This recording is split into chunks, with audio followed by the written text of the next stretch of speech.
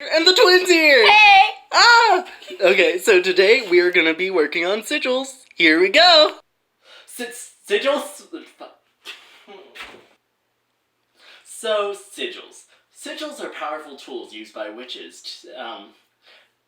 Yeah, they're just really powerful. They can be put everywhere. But they're not just pretty symbols to decorate your house. They're physical embodiments of your intentions, which is pretty cool.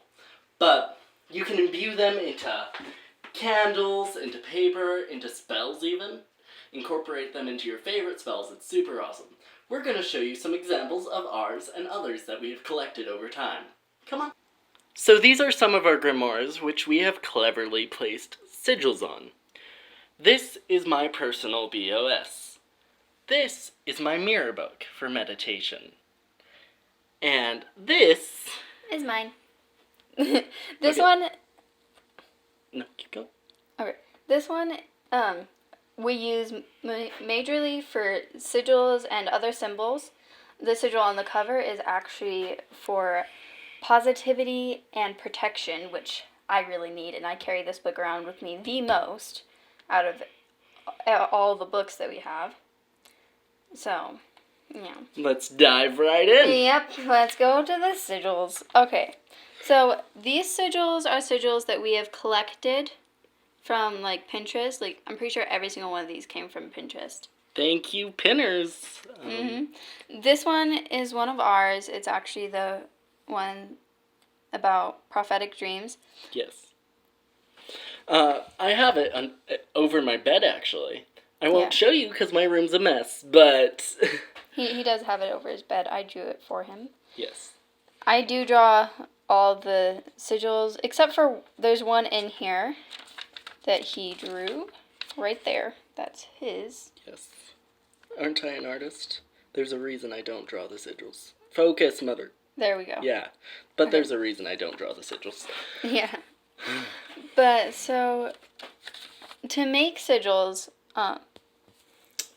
all you have to do to start off with is you have to come up with a sentence. And it has to be, like, a present tense sentence. So this one says, I have prophetic dreams.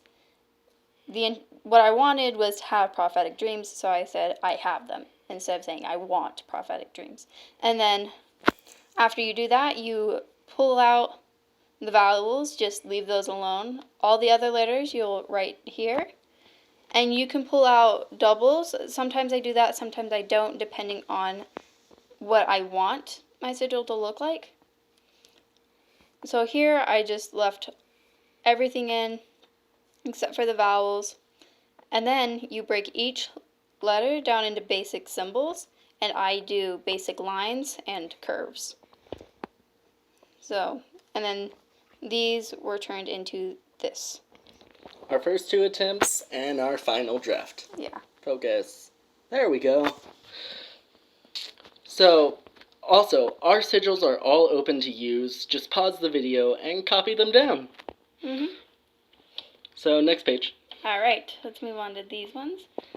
So, we have this one for energy. This one is for free-flowing energy, and this one is for grounded energy. So, for a majority of spell work, you're going to want to use this one, but for wishing spells, I would use this one. And then this one is for scrying, specifically. And it's just to help you, so that you see more when you go to scry. And then I have vivid dreams because I have trouble seeing my dreams clearly. So that's one that I needed. And then this one, I received divine inspiration. There was no specific reason I needed this. It just came to me while meditating that I needed to make this sigil. And then we have I remember my dreams, because along with not seeing my dreams clearly, I don't remember them well. So we have this one.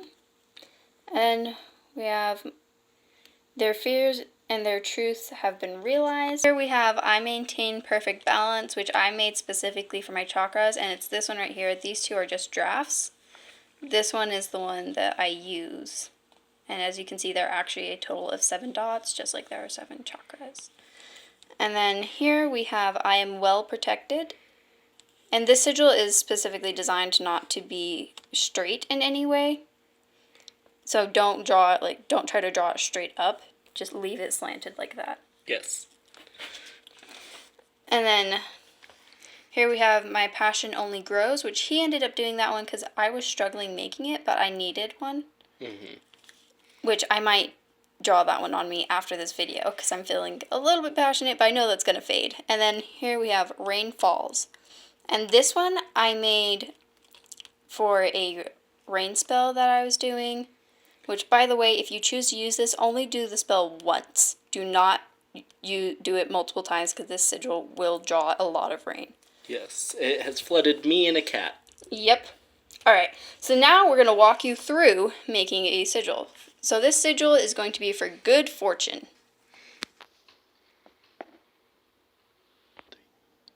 Okay, so as you can see, I pulled out letters from here, and I just pulled out all the consonants. So we're going to use these ones, and we're going to break these down into the basic symbols, just like the ones that I use throughout this book.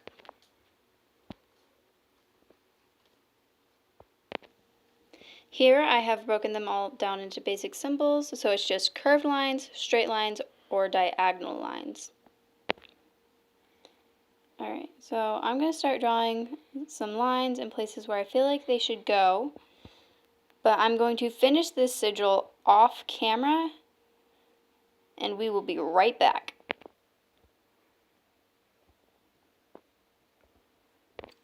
And here's the finished sigil! Alright, so this one is obviously very simple. And I did go ahead and count up the basic lines so that would make it easier for me to create this. And this does not follow this specifically. I did not use every single one of these lines. And I may have used more, I may have used a little bit less, but in the end, this is the sigil that I created, and this sigil feels right. And that is the most important thing when you're creating sigils. If it doesn't feel right to you, if it doesn't please you, then start over. Because, and if this sigil, like if you think, oh, I want a sigil for good fortune, but this sigil specifically doesn't speak to you, then don't use it.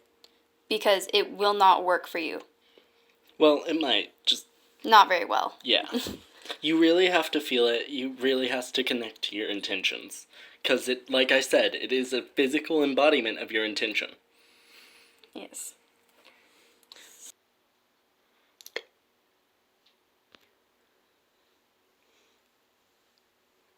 Yeah, well, I think that's all for the video. I hope y'all enjoyed watching, and we'll see y'all later. Bye!